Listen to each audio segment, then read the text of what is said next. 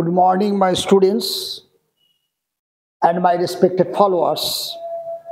Today I am here again with your same subject matter, how to translate from Bengali to English.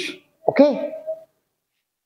দেখেছো আমার আগের ক্লাসগুলোতে বাংলা ক্রিয়াপদের শেষ ধ্বনি অনুসারে ইংলিশ ভার্বের গঠন, সেখানে আমি অনেকগুলো বাংলা ক্রিয়াপদের শেষ ধ্বনি অনুসারে ভার্বের গঠন কি হবে সেটা আমার আগের অনেকগুলো ক্লাসে আমি দেখিয়েছি, এবং কিভাবে সেই ধরনের উচ্চারণ পেলে তুমি ভার্বের গঠন বসিয়ে কি করে খুব সহজে ট্রান্সলেট করতে পারবে সেগুলো আমার বেশ কিছু ক্লাসে অলরেডি অনেকগুলো সেই ধরনের বাংলা ক্রিয়ার শেষ ধ্বনি অনুসারে ভার্বের গঠন অনুযায়ী সহজে ট্রান্সলেশন করার পদ্ধতি অনেকগুলো আমি করিয়ে দিয়েছি। আজকে দেখো আমরা কি নিয়ে বসেছি, future tense passive form. Clear ব্যাপারটা? ফিউচার টেন্সে প্যাসিভ ফর্মে আমাদের বাংলা ক্রিয়াপদের শেষ ধ্বনিগুলো কেমন হয়। একটা জিনিস বোঝো, তোমরা ফিউচার টেন্স শিখেছো গ্রামার বই থেকে বা আমার ক্লাস থেকে, যেখান থেকেও ফিউচার টেন্স শিখেছো। এবার তার ভয়েস চেঞ্জ আলাদা করে শিখেছো। নাও দ্য কোশ্চেন ইজ দ্যাট, যখন তুমি একটা বাক্যকে ইংরেজিতে লিখতে যাবে বা বলতে যাবে, তখন তুমি একবারে কি করে বুঝে যাবে যে তোমার এটা ফিউচার টেন্স এবং এটা তোমার প্যাসিভ। এটা বোঝার জন্য আমি তোমাদের এই শর্টকাট মেথডটা এনে দিয়েছি। দেখো, প্যাসিভ সেন্স কখন ব্যবহার করি আমরা একটা সেন্টেন্সে? যদি দেখি যে কাজটাকে গুরুত্ব দেওয়া হচ্ছে, কাজটা কর্মটাকে তোমার সাবজেক্টে এনে তার গুরুত্ব বাড়ানো হচ্ছে, অর্থাৎ কাজটা করা হবে, হচ্ছে, ঠিক আছে, হয়, কার দ্বারা সেটা ইম্পর্টেন্ট নয়, তখন আমরা সেটাকে প্যাসিভ করি। সেসব ক্ষেত্রে বাংলা ক্রিয়াপদের উচ্চারণটা কি হবে, যে উচ্চারণটা দেখলেই তুমি বুঝে যাবে যে এটা আমার ফিউচার টেন্সের প্যাসিভ দিয়ে করতে হবে। তো প্রথম কথা দেখো, বলছে বাংলা মূল ক্রিয়া তার সাথে যদি হবে বা যাবে যুক্ত থাকে, ভেরি ইম্পর্টেন্ট। যেমন মনে করো মূল ক্রিয়া দেখা, একটা বাক্যের মূল ক্রিয়া, বাংলা মূল ক্রিয়া কি হবে? দেখা, যে শব্দের দ্বারা ভার্ব বোঝায় দেখা।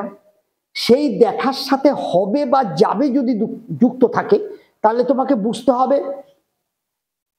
ফিউচারের এই ভার্বের গঠন দিয়ে তাকে বাক্যটা তৈরি করতে হবে। এটা হচ্ছে সিম্পল ফিউচারের প্যাসিভ স্ট্রাকচার, ঠিক আছে? এটাকে আমরা কি বলি? সিম্পল ফিউচার, সিম্পল ফিউচারের প্যাসিভ স্ট্রাকচার বলি, ঠিক আছে? তাহলে আমরা কখন এই প্যাটার্নটা shall, will, be verb, V3 কখন ইউজ করব? ভি3 মানে ভার্বের পাস্ট পার্টিসিপল ফর্ম, 3 নম্বর ফর্ম। গো, ওয়েন্ট, গন, গন হচ্ছে ভি3। তাহলে এই স্ট্রাকচারটা আমি কখন ব্যবহার করব?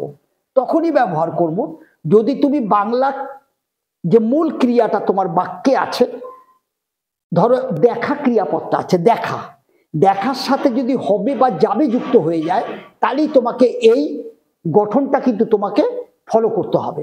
তাহলে দেখো, বইটি কেনা হবে, কেনা হচ্ছে তোমার বাক্যটির বাংলা ক্রিয়ার মূল, তার সাথে তুমি কি পাচ্ছ? হবে পাচ্ছ। ক্লিয়ার? তখনই তুমি বুঝে যাবে যে তোমাকে এই প্যাটার্নটা ইউজ করতে হবে প্রত্যেকটা উচ্চারণের জন্য। ভার্বের এই গঠনগুলো যদি তোমার মুখস্থ থাকে, তাহলে দেখবে খুব সহজেই তাদেরকে ট্রান্সলেট করে ফেলতে পারছো।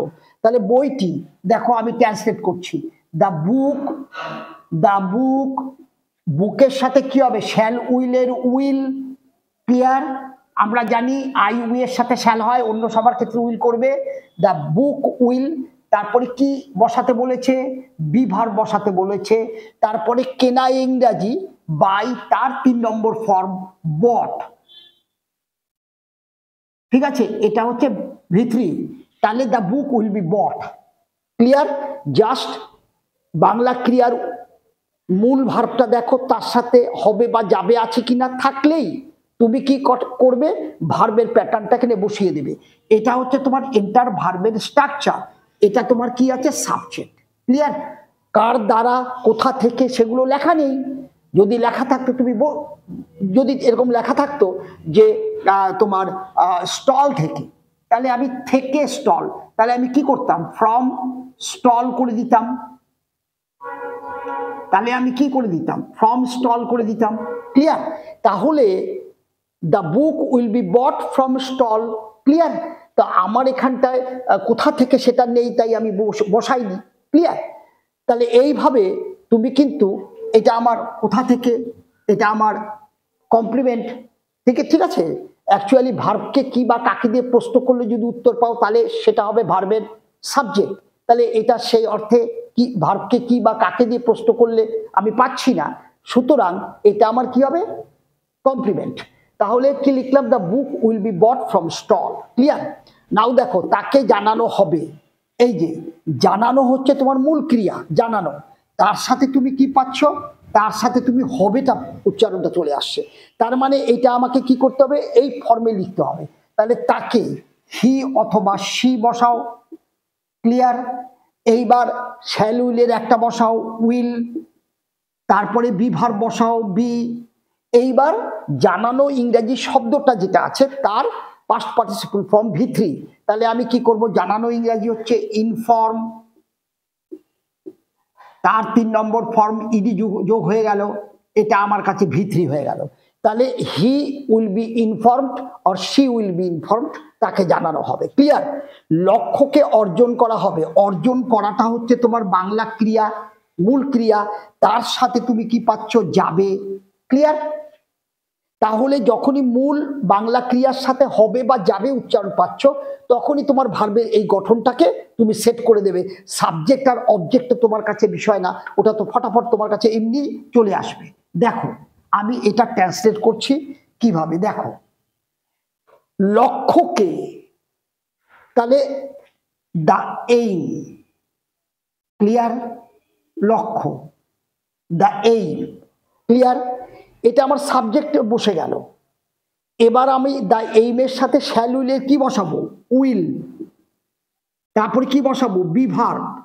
অর্জন করা ইংরেজি, ঠিক আছে, গেট মানে পাওয়া, সেটাও ইউজ করতে পারো। ক্লিয়ার? তুমি গেইন শব্দটাও আমার কাছে অর্জন করা, আমি গেইনও বসাতে পারি। তাহলে গেইন যদি বসাই, GAIN, এর সাথে ইডি করে দাও, ভার্বের থার্ড ফর্ম। ক্লিয়ার? তাহলে the aim will be gained, হলো লক্ষ্যকে অর্জন করা যাবে। ক্লিয়ার? এইভাবে বাংলার মূল ক্রিয়ার সাথে হবে বা যাবে থাকলে তুমি সরাসরি এই ভার্বের স্ট্রাকচারটা মুখস্থ করে নিলেই, তোমরা উচ্চারণ অনুযায়ী সেই স্ট্রাকচারটা সেট করে দিলেই, তাহলে তোমার একটা পূর্ণ, মানে অর্থপূর্ণ একটা বাক্য তুমি পেয়ে যাবে সো ইজিলি। ওকে, নো প্রবলেম। এবার দেখো আমি 2 নম্বর সম্বন্ধে আলোচনা করছি।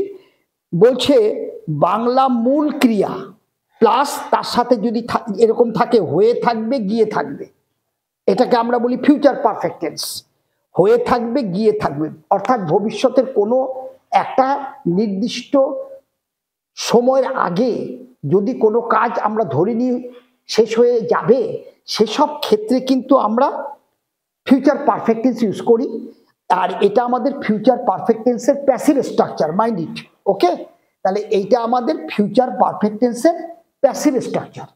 এবার দেখো আমরা পৌঁছে গিয়ে থাকবো, পৌঁছানো হচ্ছে বাংলা ক্রিয়া, মূল ক্রিয়া, তার সাথে তুমি কি পাচ্ছ, গিয়ে থাকবো আগামীকাল সকালে। এটা আমার টাইম বেঁধে দিয়েছে, ভবিষ্যতের এই সময়ের আগেই ঘটনাটা হয়ে যাবে বলে ধরে নেওয়া হচ্ছে। তাহলে সেসব ক্ষেত্রে আমরা এটা এন্টার ভার্বের গঠন। ক্লিয়ার? এই ভার্বটার গঠনটা তখন আমার মুখস্থ থাকবে, আমি বসিয়ে দেব। তাহলে কি রয়েছে দেখো, আমরা, তাহলে এটার এখান থেকে আমরা করি উই। ক্লিয়ার? আমরা। এবার কি আছে, সাবজেক্টের পরেই আমার ভার্বের গঠন বসাতে হবে। আমরা কি জানি, একটা সেন্টেন্সে আমাদের কি কি লাগবে? সাবজেক্ট লাগবে, ভার্ব লাগবে, অবজেক্ট লাগবে। তাহলে আমার সাবজেক্ট বসে গেল আমরা, উই। তাহলে এবার ভার্ব বসাবো। ভার্বটা এন্টায়ার পার্ট। দেখো, ও সরি, আমরা পৌঁছে গিয়ে থাকবো, এটা অ্যাক্টিভ ফর্মে হয়ে আছে বাক্যটা। আমাদের অ্যাকচুয়ালি আমরা এই অর্থে আনবো, হয়ে থাকবে অথবা হয়ে গিয়ে থাকবে। কিন্তু এখানে তোমরা দেখো সেই হটা এখানে নেই। আর আমরা প্যাসিভ জানি যে হ উচ্চারণে আমাদের প্যাসিভ হয়, আর ক উচ্চারণে করা ক্রিয়াপদে আমাদের অ্যাক্টিভ হয়। তাহলে এইখানটায় এইটা আমাদের এক্সাম্পলটা নেওয়া ঠিক হয়নি, এটা অ্যাক্টিভ সেন্সে এক্সাম্পলটা নেওয়া আছে। এবার নিচেরটা দেখো, তার কাজটি সম্পূর্ণ হয়ে থাকবে বা হয়ে গিয়ে থাকবে। তাহলে দেখো কাজটি সম্পূর্ণ হয়ে গিয়ে থাকবে, ক্লিয়ার ব্যাপারটা? তাহলে কাজ সম্পূর্ণ করা, এটা হচ্ছে আমার বাংলা ক্রিয়া, মূল ক্রিয়া। তার সাথে গিয়ে তুমি যদি দেখো হয়ে থাকবে বা হয়ে গিয়ে থাকবে, এখানে গিয়ে থাকবে ওটা থাকতে পারে, অসুবিধা নাই, ঠিক আছে, একই অর্থ, ঠিক আছে। তাহলে তার কাজটি সম্পূর্ণ হয়ে থাকবে বা হয়ে গিয়ে থাকবে আসছে সপ্তাহের মধ্যে। তাহলে এখানে হয়ের উচ্চারণ পেয়ে যাচ্ছ, তার মানে এটা আমাদেরকে প্যাসিভ সেন্সে এই স্ট্রাকচারে লিখতে হবে। তাহলে এখানে সাবজেক্ট কোনটা আছে? তার কাজটি, তাহলে হিজ ওয়ার্ক, ক্লিয়ার? এবার দেখো এটা আমার সাবজেক্ট বসে গেছে, এবার শ্যাল উইলের উইল, ক্লিয়ার? তারপরে যা যা আসে বসিয়ে দাও, হ্যাভ, বিন, ক্লিয়ার? এবার ভার্বের থার্ড ফর্ম সম্পূর্ণ হওয়া, কমপ্লিটেড করে দিই। ভার্বের থার্ড ফর্ম কমপ্লিটেড, কমপ্লিটেড এটা হচ্ছে V3। তাহলে his work will have been completed, শেষ হয়ে গিয়ে থাকবে আসছে সপ্তাহের মধ্যে। তাহলে আমি কি করে দিই? By next week, clear? তাহলে দেখো এই সময়টার আগে, এটাও ফিউচার টার্ম, এই সময়টার আগে ধরে নেওয়া হচ্ছে কাজটি শেষ হয়ে গিয়ে থাকবে, ঠিক আছে। সেই সব ক্ষেত্রে তোমার ফিউচার পারফেক্টের প্যাসিভ ব্যবহার করতে হবে, তখন বাংলা ক্রিয়ার সাথে হয়ে গিয়ে থাকবে বা হয়ে থাকবে উচ্চারণটা থাকবে। হটা মাস্ট প্যাসিভের জন্য, ঠিক আছে, হয়ে থাকবে বা হয়ে গিয়ে থাকবে, ইজন্ট ইট? তাহলে এইভাবে তোমরা কিন্তু ট্রান্সলেশনগুলো খুব সহজে করতে পারো, ঠিক আছে। শুধু উচ্চারণ অনুযায়ী ভার্বের গঠনগুলোকে তোমরা শুধু মুখস্থ করে নাও, কিছু প্র্যাকটিস করে নাও, তাহলে দেখবা এরা সবাই তোমার হাতে সেট হয়ে যাবে। Whenever you get any sentence that you like to translate from Bengali to English, you just get the pronunciation of your Bangla ক্রিয়াপদের, ঠিক আছে, তার সাথে শেষ উচ্চারণটা কি আসছে দেখো। আমি অন্যান্য উচ্চারণ তো আগেই করিয়েছি, আজকে শুধু এই উচ্চারণগুলোই করালাম। যদি মূল ক্রিয়ার সাথে হবে বা যাবে থাকে, অথবা মূল ক্রিয়ার সাথে যদি হয়ে থাকবে বা গিয়ে থাকবে, এইগুলো যদি যুক্ত থাকে তখন কি হবে। তো এইভাবে তুমি যদি শিখে নাও, তাহলে দেখবে কত সহজে তোমরা ইংরেজি বাক্য লেখা বা বলার ক্ষেত্রে একটা অ্যাডভান্টেজ পেয়ে যাবে, ঠিক আছে। তারপরে দেখো আরো অনেক উচ্চারণ আছে, আমি পরপর উচ্চারণ অনুযায়ী কিভাবে ভার্বটাকে ইউজ করবে সেটা আমি দেখাতে থাকবো। যেমন প্রথম একটা বাক্য দেখো, বইটি কেনা হবে, তাহলে এইটা এই উচ্চারণ হইলে আমরা এটা করব, ঠিকই আছে। দেখো যদি বলা হতো বইটিকে কিনতে হবে, দেখো বইটি কেনা হবে এটা একটা বিষয়, বইটিকে কিনতে হবে এটা আর একটা ধারণা। দুটো ধারণার মধ্যে, দুটো বাংলা বাক্যের মধ্যে তোমার অর্থগত ধারণাগত পার্থক্য আছে। দেখো বইটি কেনা হবে নর্মাল, বইটিকে কিনতে হবে, that is there is some compulsion. You may not be willing to buy this book, but there is some compulsion, there is some force upon you to buy the book। তাহলে তার ক্ষেত্রে সেই উচ্চারণ হলে তোমার ভার্বের গঠন কি হবে? ক্লিয়ার? তো এই ধরনের ভার্বের বাংলা ক্রিয়ার শেষ উচ্চারণ অনুযায়ী ভার্বের গঠনগুলো কিরকম হবে, আমি আরো কিছু উচ্চারণ অনুযায়ী তোমাদের সেটা আমি দেখাতে থাকবো। তারপরে দেখো বইটি কেনা হবে, তাহলে আমি কি লিখলাম? দ্য বুক উইল বি বট। এবার যদি আমি বলি বইটি কেনা হবে না, না বাচকে চলে যাই, ভেরি সিম্পল। তোমরা তো জানো যে না শব্দটা কোথায় বসবে? নট হেল্পিং ভার্বের পরে। তাহলে এই জায়গাটা তুমি যদি নট বসিয়ে দাও, এই জায়গাটায় তুমি যদি নট বসিয়ে দাও, তাহলে নেগেটিভ বাক্য হয়ে গেল।